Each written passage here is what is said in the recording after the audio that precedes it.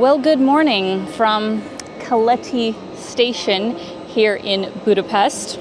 I just put my luggage in storage because my train direct to Kyiv is not leaving until 10:40 p.m. tonight. So today I do plan on going to see the famous thermal springs that they have here. I have a boat cruise booked for like 6 p.m. for the sunset, and I will have to get dinner because my mom told me last night that there is no restaurant car on the train. She went back to Kyiv just about a month ago, and I'm absolutely shocked that for a 20-hour train, what do you mean they don't have a restaurant? But I digress. I mean, it should be fine.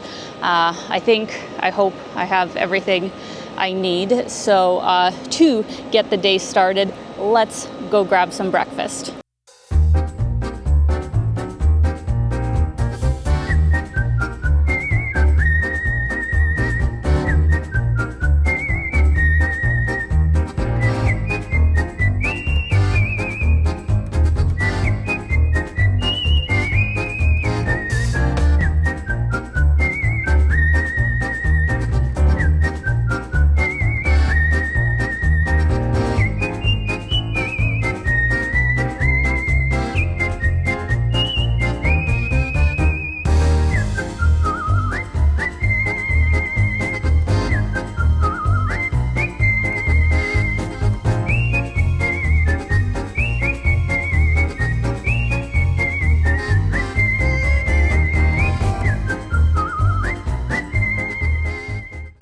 All right, we made it to Cafe Brunch Budapest, which had great reviews. And of course, they have my favorite eggs benny, avocado toast. They got it all.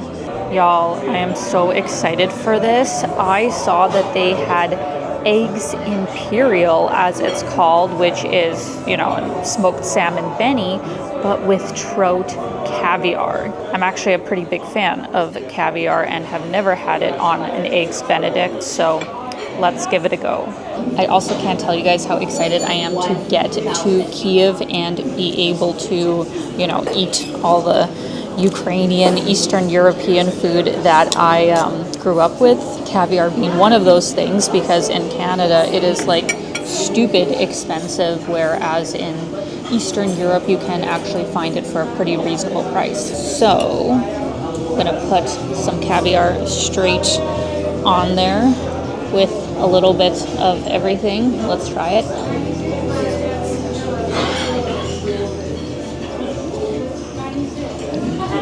I'm a fan. I'm a big fan, actually.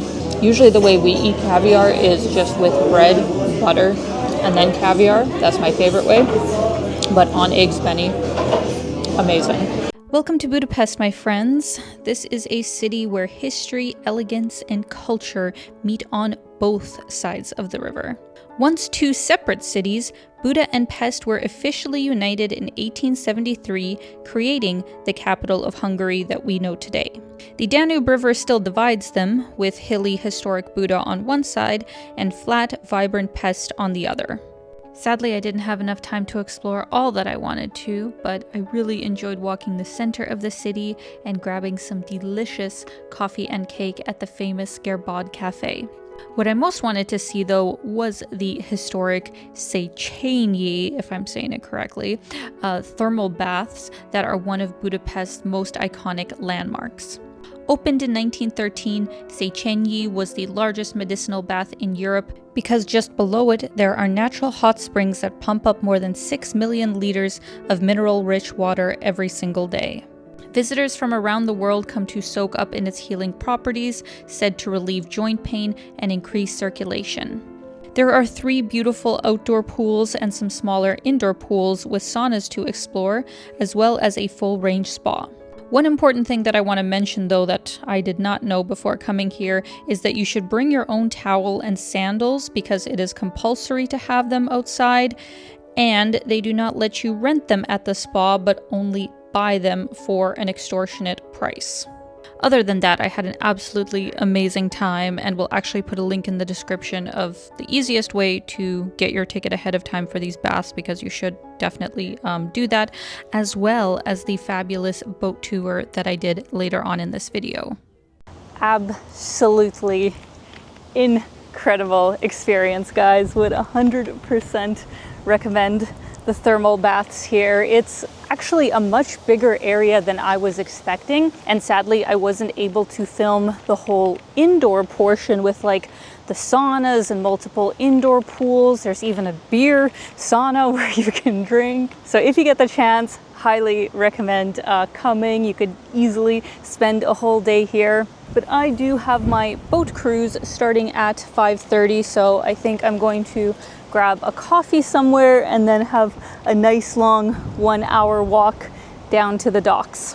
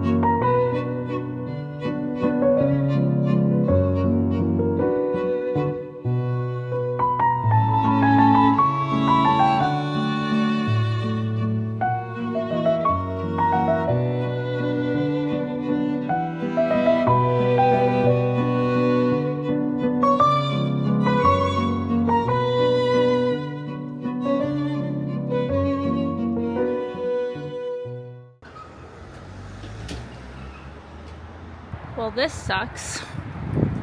The one Hungarian restaurant, super well rated, near Keleti station is too popular.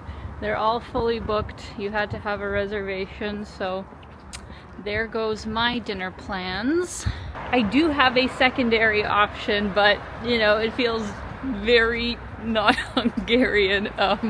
There's a lot of really good Vietnamese restaurants in this area, so I think just for the sake of convenience I am just gonna go to what is nearby. But yesterday I tried Hungarian food and it was amazing.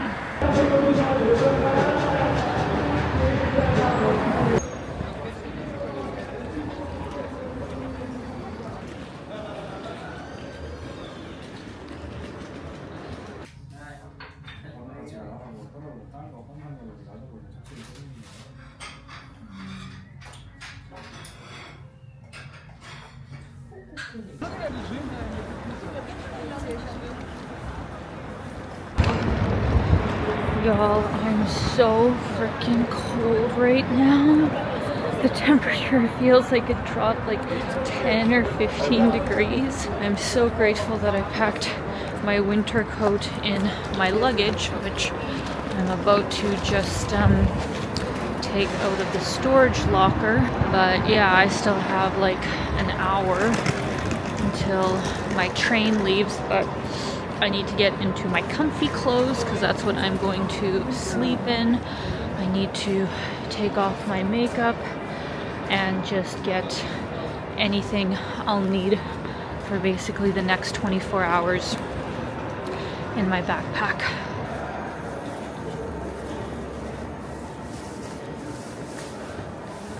Alright, so with this system, they actually give you an actual key.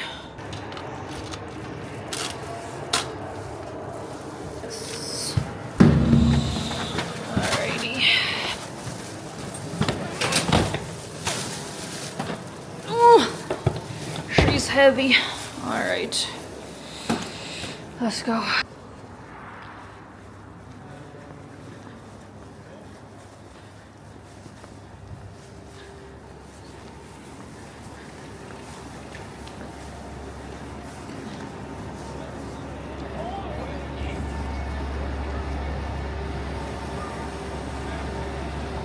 I don't know if you guys can see on the screen, but at 22:40, it says train number 10 to Kyiv, Passagirny Vokzal, is departing from, or actually they don't have the platform up yet, but yeah, kind of crazy to see the train number.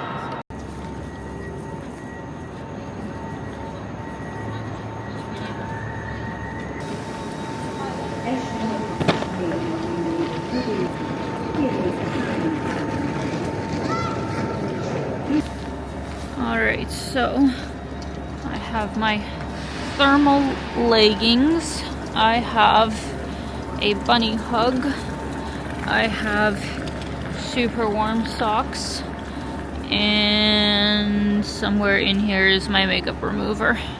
Just as I was coming over here though, another scary thing that Ukrainians are literally always living with, got an air raid alert literally 30 minutes ago. Thankfully it just said all clear now, but I downloaded this app called Kyiv Digital. It usually is used for like public transit, but it also has air raid alerts. So just in the 3 days that I've had this app, there have been like 5 or 6 air raid alerts. Absolutely terrifying, and that is technically what we are going into tonight.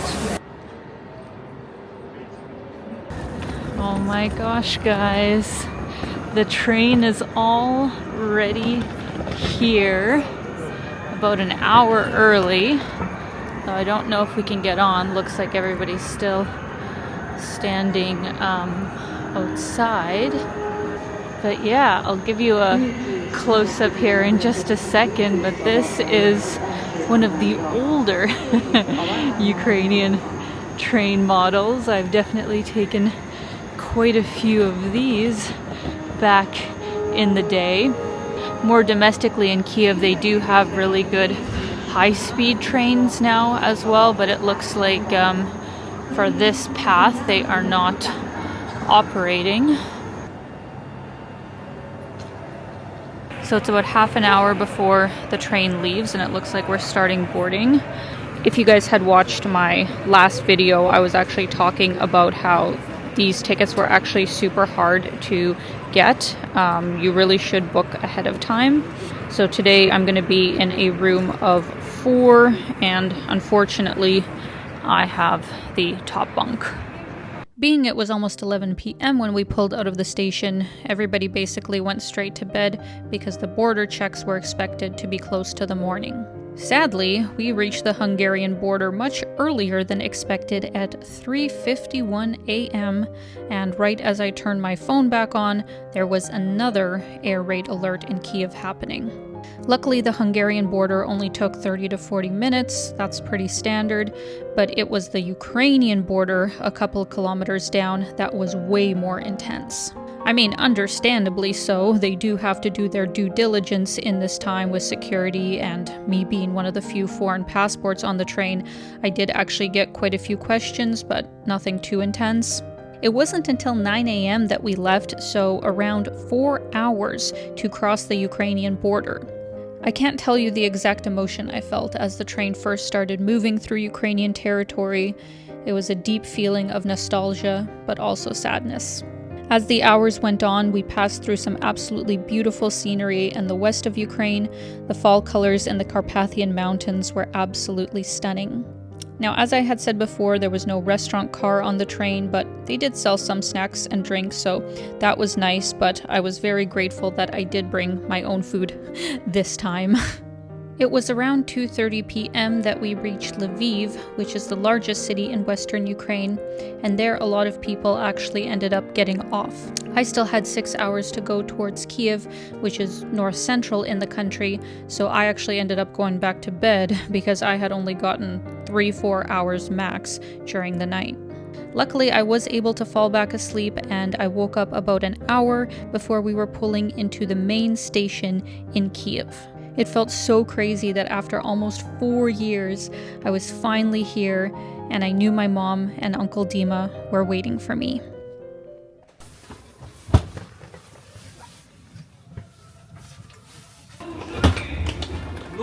Привіт!